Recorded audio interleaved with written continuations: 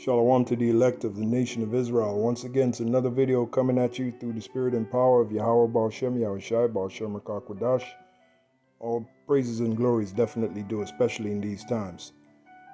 So yeah, some of you brothers, especially younger brothers, might be asking, well, what, if you're going to get a woman in the truth, if you're going to go that route, which, me being in this thing for a number of years, I wouldn't really recommend it because they tend to kind of slow you down. But if that is what you want to do, especially your younger brother, and you're burning whatever, this is the kind of woman that you should really look for. King Marshall years ago, he used to say, you get a woman that is in love with you, so to speak, than you being in love with her.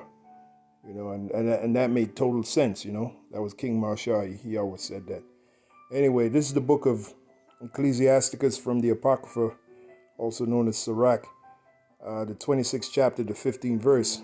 It says this: a shamefaced and faithful woman is a double grace, and her continent mind cannot be valued. Now, there's some brothers out there that will get a gift of a woman like that, as the Apostle Paul said it, every man has his proper gift of Yahweh Baal Shem Yahushai. Now, the scriptures tell us the greatest gift is the gift of prophecy. The gift to be able to discern prophecy and to teach prophecy. But getting a woman in the faith too, that's a gift too. It's not right up there with prophecy, but nevertheless it's a gift. So if you're gonna get a woman, right, in this thing of ours, this is the kind of woman you want to get. A shamefaced, and we're gonna look this word up. Shamefaced. We're gonna look up a couple of words from that passage. Let's look up shamefaced first, get a better definition. Because that's what we do here at Great Millstone. We look up our words. Shamefaced. Okay, here it is right here. Shamefaced from the Merriam-Webster. Shamefaced. Okay, I guess I gotta click on that. Here we go. Shamefaced. Showing modesty. Now, one scripture that comes to mind, a woman is supposed to wear what? Modest clothing. That means not showing her ass, not showing her breasts, Modest clothing. She's covered up, Especially when she's at home with her man or whatever, then she can be scantily clad. But if she's out in the open, she should be covered up. That's showing what? That's showing modesty. So that's one quality, a woman. That's one quality you would look for in trying to find a woman being in the truth. You look for modesty, okay?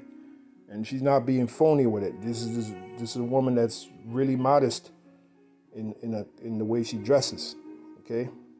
Not being an actress. A lot of these women out here are actresses.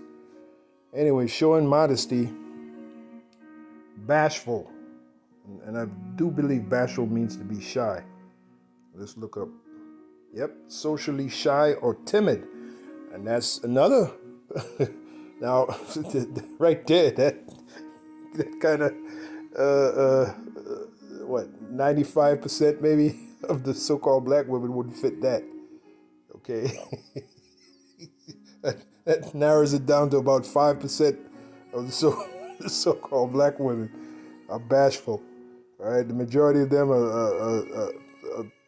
they're anything but bashful. Okay, they're all up in your face. They act like they want to fight you. A lot of them got too much testosterone. Anyway, definition of bashful: socially shy or timid. So that's another thing you'd look for. Let's see. Well, you get the idea. Okay. Go back to shamefaced. So that was bashful. Showing shame, ashamed. And a woman should be showing shame, because the scriptures say because of her, as a matter of fact, let's get that of of the woman came the beginning of sin, and through her we all died. I mean, we were all brought to a lower state. All right, that's from the Apocrypha. The one I want to get though is in the Bible. I believe it's 1 Timothy 5, is it? Bear with me for a minute. 1 Timothy, or is it 1 Timothy 2? Let's see. Yep, 1 Timothy 2 and 11. It says, "But let the woman learn in silence with all subjection." Reading on, it says, "But I suffer not a woman to teach, nor to usurp authority over the man, but to be in silence." And this is not a dark saying, all right? This is not a hidden parable. This is literal, okay? For Adam was first formed in Eve, and Adam was not deceived, there it is, but the woman being deceived was in the transgression. So that's all the more reason for her to be showing shame and be ashamed. Okay? Why is that? Let's go back to 1 Timothy 2 and 14. And Adam was not deceived. Adam wasn't deceived. But the woman being deceived by who? Basically by the serpent, which was Esau, Edom. But the woman being deceived was in the transgression. So all the more reason why she should be ashamed. Notwithstanding, she shall be saved. So nevertheless, notwithstanding, another word for notwithstanding is nevertheless. Even though she was the gateway to our destruction, so to speak, and that was all set up as it is written. The Apostle Paul said it best: the creature was made subject unto vanity. We were made subject unto evil. We had to learn wickedness, and the Lord used a woman to introduce us to wickedness. But we had to learn wickedness in order to appreciate righteousness. Elder High Priest Yaquab used to always say that in his classes. And Adam was not deceived, but the woman being deceived was in the transgression. There you go. So that's all the more reason why she should be ashamed.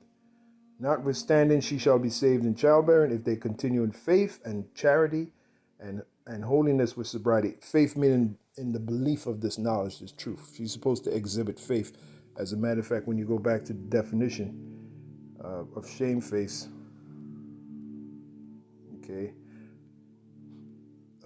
showing shame, ashamed. Now, Salaki, when you go back to the scripture, okay, bear with me for a minute.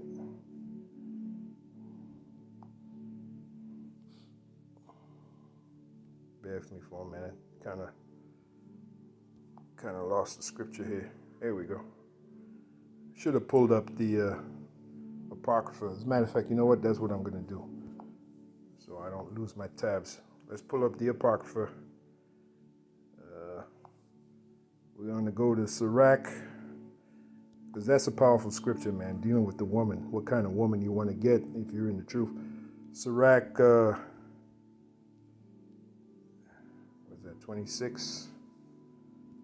Make sure. Yep, Sirach 26 and 15. Let's get that. Sirach, also known as Ecclesiasticus 26 and 15. Let's read it again. It says, a shamefaced woman, or shamefaced and faithful. Now in 1 Timothy, it speaks about if they'll be saved let's read that again. First, that's the point I wanted to make. 1 Timothy 2 and 15, notwithstanding she shall be saved. And saved from what? From the coming destruction. In childbearing, meaning she's at that age where she's able to bear children. And you're going to have some older women be saved too.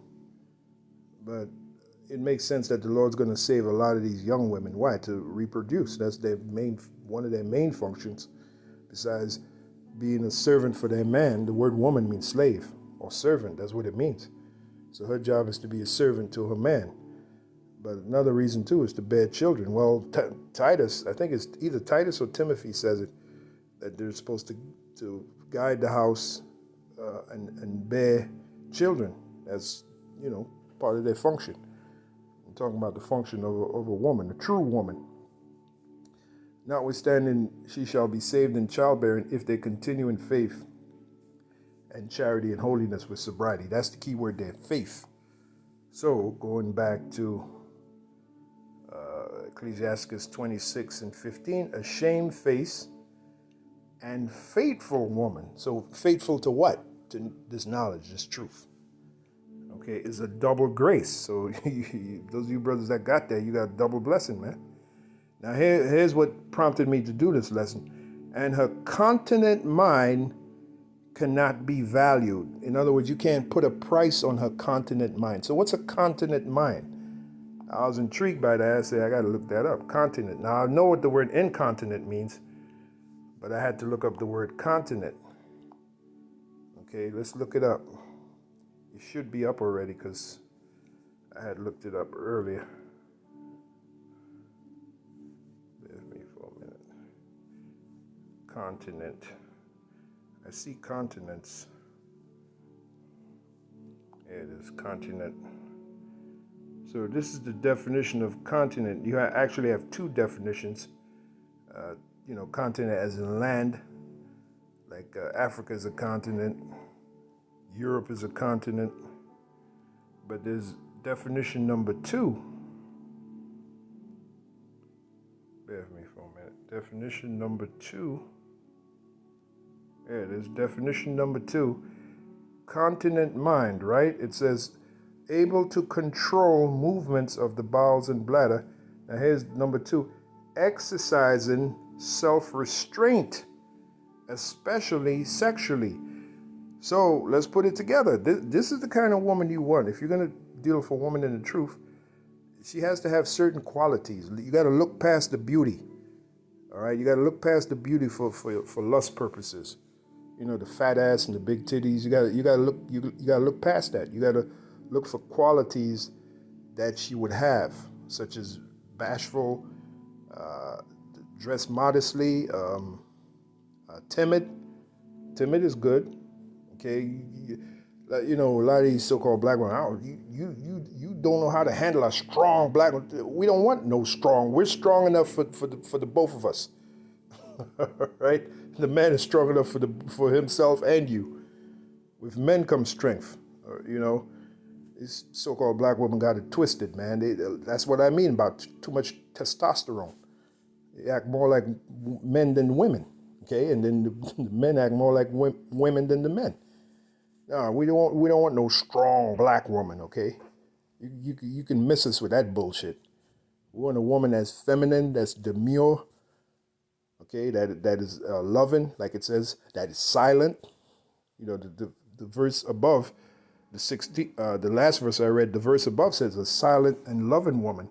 Well, here it is right here, the 14th verse. A silent and loving woman is a gift of the Lord. It didn't say a strong black woman is a gift of the Lord. That's a nightmare. That's a fucking nightmare, man. You don't want that. A silent and loving woman is a gift of the Lord. But we're dealing with her continent mind. And now you know what the word continent means. Able to show self-restraint, especially sexually. So she's not going to be sleeping with every Tom, Dick, Harry, and Harriet. She's gonna restrain herself, all right, especially sexually. So man, you get a woman like that, man. That's a blessing. Truly, just the scriptures don't lie. A shamefaced and faithful woman is a double grace, and her continent mind. Now you see why that's written. A continent mind cannot be valued. Yeah, a woman that can restrain herself sexually, meaning she's with you and she's only with you. You're the one that turns her on. She's able to restrain herself from all these other guys might be hollering at her and trying to push up on her, and she's like, nope, this is my man right here. You cannot put a price on that. Just like the scriptures say, her continent mind cannot be valued. You can't put a price on it, especially in this day and age. Okay, so I just wanted to holler at you young brothers right quick with some words of wisdom, so to speak, dealing with these women. If you're gonna get a woman, you gotta look past the big titties and the big ass. We all like that. We all love that. Us men, with nothing more beautiful than a big, firm set of breasts and fat ass, you know. Yeah, but you got to look past that. You got to look for the inequalities. Okay, and that is, you know, we just mentioned it, you know. The scriptures just mentioned it. All right, so hopefully this video was edifying to you, and it's on to the next one. Remember, her continent mind cannot be valued. And the opposite word for continent is incontinent. That's a woman who has no restraint. I mean, she's loose. She's a, like, back in the 80s, there, what was that group, Steel Pulse? They had a hit song, Lego Beast. That's a woman that's an incontinent woman, or a woman with an incontinent mind is a Lego beast, man. She's a Lego beast. I'll show you some of the lyrics. Lyrics for Lego Beast by Steel Pulse. I remember the song well. You know, for a while there, the so-called Jamaicans would call a woman, a loose woman, a Lego beast. I don't know if they still do it. Probably the older so-called Jamaicans would, you know, Lego beast right here. Lego beast, lips of flattery, eyes of lust. Lego beast, she says, carnal love is a must. That's a woman with an incontinent mind. That's not a woman with a continent mind. Big difference. Lego beast, feet abide not at home. Well, what does the scripture say? She's supposed to guide the house, so she's supposed to be at home. She's gallivanting the streets, you know, dressing scantily clad, looking for her next victim. This is a woman that's burned more men than Hitler.